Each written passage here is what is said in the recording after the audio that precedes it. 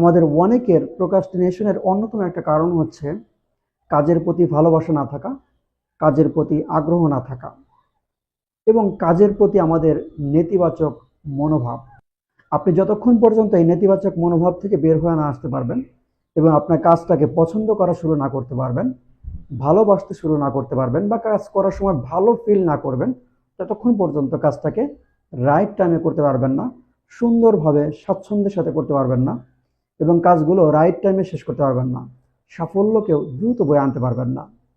কারণ বিরক্তির কারণে বা নেগেটিভ মনোভাবের কারণে কাজটা বারবার আপনি পিছিয়ে দিবেন। কনফুসিয়াস এই কথাটা বলছেন যে আপনি যদি কাজ থেকে ছুটি পেতে চান তাহলে উপায় হচ্ছে কাজটাকে ভালোবাসা। তো যখন আপনি কাজটাকে ভালোবাসছেন, কাজটা যখন আপনার জন্য বিনোদন, তখন কাজ তো আপনার জন্য কাজ না।